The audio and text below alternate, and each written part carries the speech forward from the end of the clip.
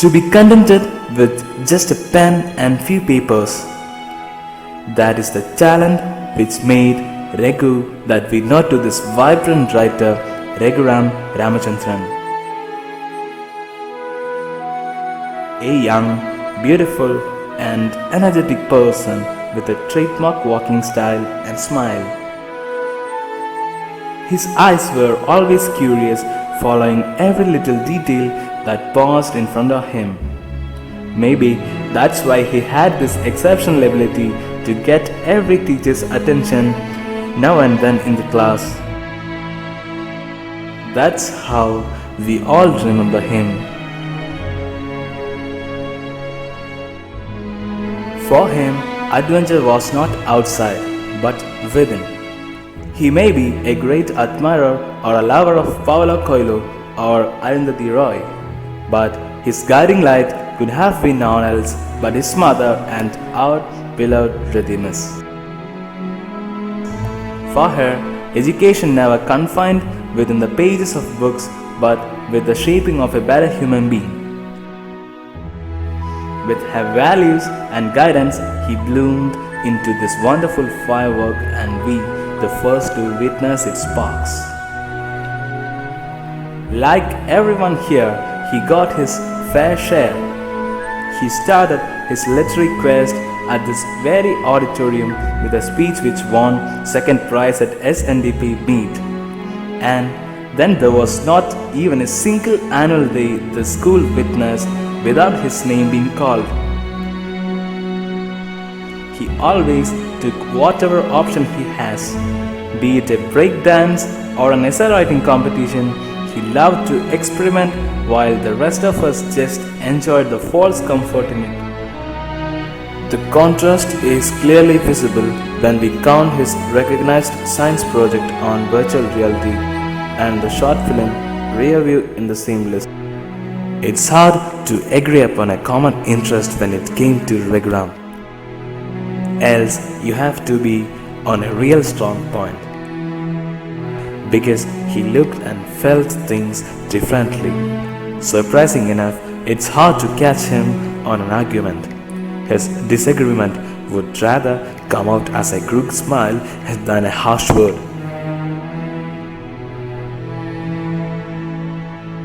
Raghuram always had his definite way to approach at things.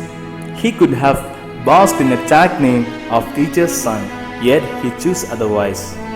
He walked his path with his own efforts. To reach up to sky, we need a firm ground to push against. Like always, it's our parents. Some of the passion he nurtured in life could have never been born if not for them. He discovered his affinity to literature through his mother, his thirst to express himself in cinematography through a camcorder gifted by his father.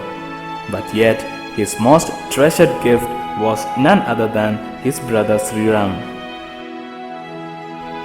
He gave Raghu the chance to enjoy the most blessed roles in a life: a brother, a father, a playmate, and a chance to love unconditionally.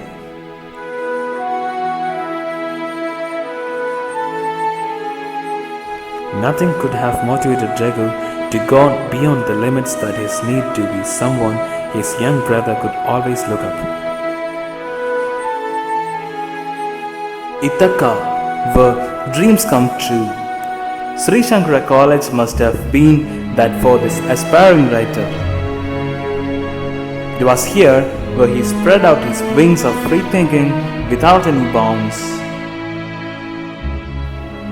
Most of his poems and literary works and his infamous short film Bhudam took their first breath during this era of his lifetime.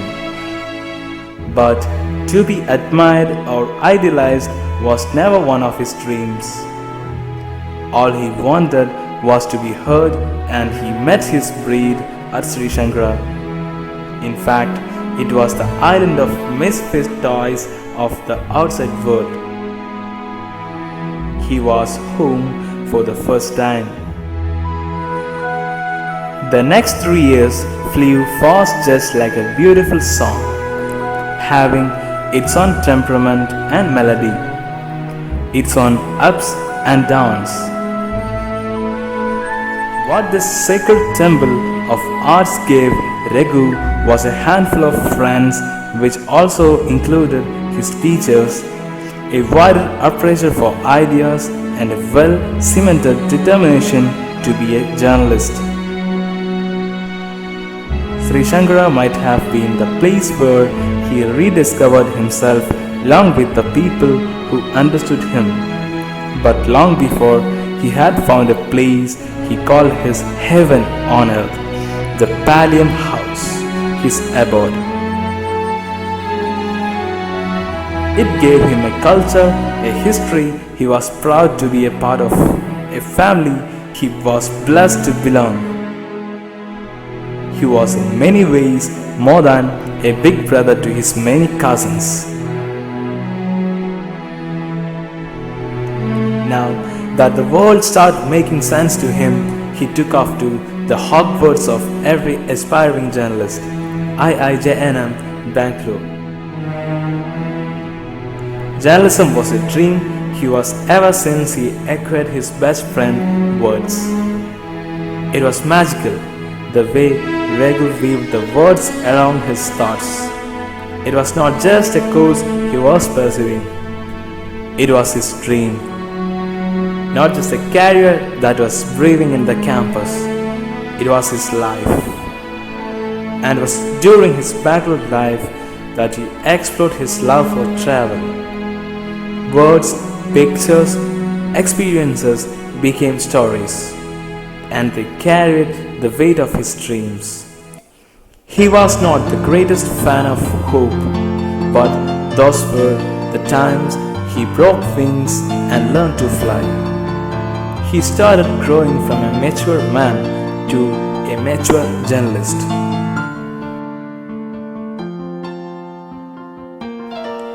A man of words, a class apart. His dogmas were different from the world, so was he.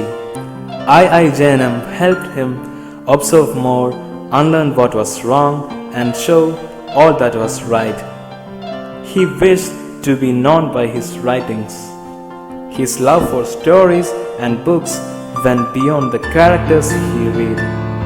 It took him to Aymanam sometimes, or to explain Ithaca to someone who borrowed his books. He had by then grown an extreme fondness to the phrase victim of a dream, which he named his poem first, his blog next. The monsoon's offspring had grown up, to quote Siddhartha, one of his favorites, and outgrown the times when he was depressed with his experiences and instead made a life out of it. I am not asking you to be with me.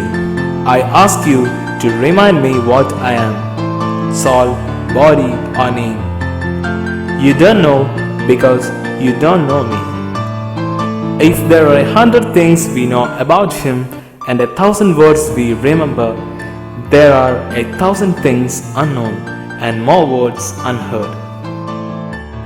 The thing is, Raghuram might have never lived the length of his life, but he did live the width of it, even while he satisfied his urges to travel through the streets of Delhi or of the calm, mysterious guts of Haridwar, or his favorite place in the world, the Pallium House. He never stopped to think what's next.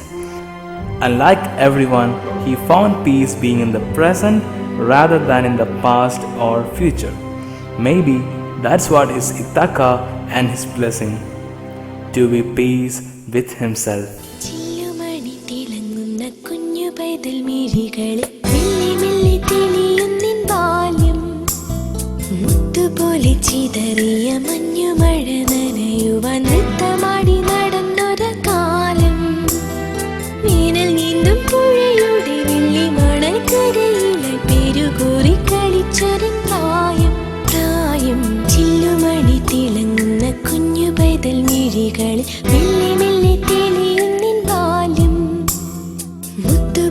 ചിതറിയ മഞ്ഞ